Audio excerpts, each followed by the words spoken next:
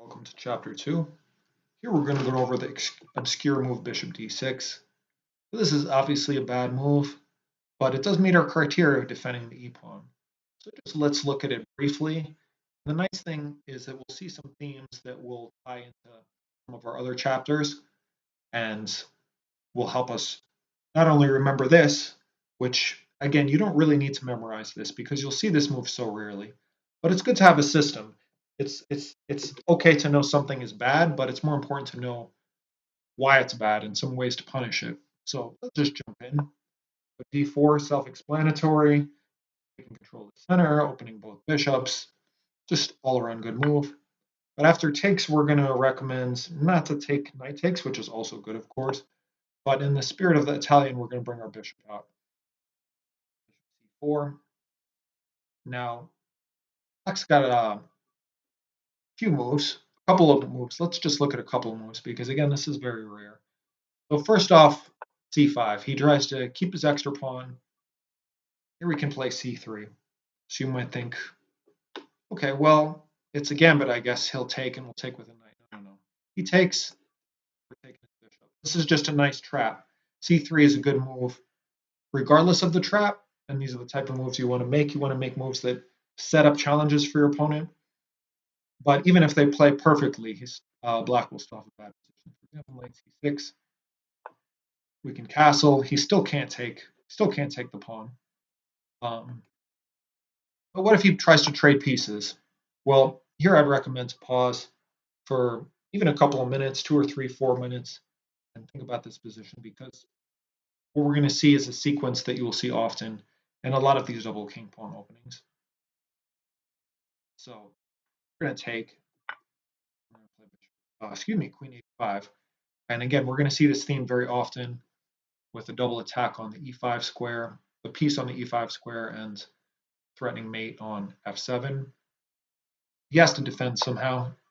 Queen f6 or queen e7 kind of transpose. And after we take, if he doesn't take back, he's lost his castling privileges. So he'll probably take, check, and yeah, this is just a good position. If he blocks with a knight, we're going to take twice on d4 and be up a pawn. If he blocks with a queen, we're going to take here and still be up a pawn. If he trades queens, actually we'll be up we'll be up a pawn here, and black's totally discombobulated. And if he takes here, we're going to take back this way, still be up a pawn, much better position.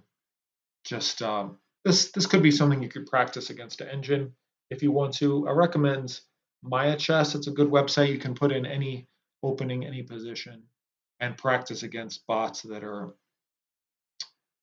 various ratings. In a position where you're winning, I'd recommend to practice against a bot that's got a little bit higher rating. So say you're 1400, you could play against like a 15 or 1600 bot and try to win a position like this.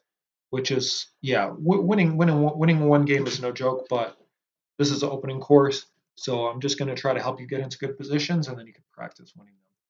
So okay, so c5 is not a very good move. Knight c6 is relatively better. And here we could just castle. And yeah, knight f6 is the most common move. And yeah, the arrow gives it away, but we're just winning a piece. And yeah, there's nothing black can do. Queen e7, we'll just take the knight and pin the bishop. Knight g4. Obviously the f knight because the other knight's pins. Again, we can just take the knight and pin either the bishop or the knight that recaptures. So that's just going to be game over. And the only other reasonable move is to defend the pawn this way. But now, again, we have a very common trap that we'll see in the Evans Gambit as well. So again, we'll play c3. And the idea after pawn takes, if you want to pause, this is the last time I'll ask you to pause. So yeah, bishop takes, king takes, and now we have another fork this way. And this is a theme you'll see again and again. If you play the Evans Gambit and you play Italian games in general, you'll see this very often. And yeah, here we're just in a great position. The material is even, but White's king can't castle. Yeah, it's just a very bad position. We're going to maybe play here. We're going to put our rook back. Yeah, if the queen, say for instance, the queen comes back, this is going to be probably pretty common. Black trying to trade. We can just push forward. Um, yeah, the pawn takes. We could put more pressure. Actually, we can just win right away. And yeah, if the knight takes, we could take back and just win the pawn, or we could pick on the queen, then pin the knight. And yeah, this is just really bad. I mean, we could even try to attack this pawn, but the king is in the center, so we should really go after the king. And again, this could be a good position to practice against Engine, but black is not long for this world. So yeah, black is just really doing badly in all lines. Again, you don't have to memorize any of this, and I wouldn't suggest to even watch this more than once unless you're really interested. Say you have some opponent who keeps playing this move, you really want to crush him. Yeah, but it's good. It's good to have some lines in your sleeve, especially lines that will translate to other openings, because the themes will occur again and again. And yeah, I hope you feel prepared. And if you see this, you'll be very excited to beat your opponent quickly. I'll see you in the next chapter where we're going to go over Queen E7 and Queen F6, both very rare and very bad moves.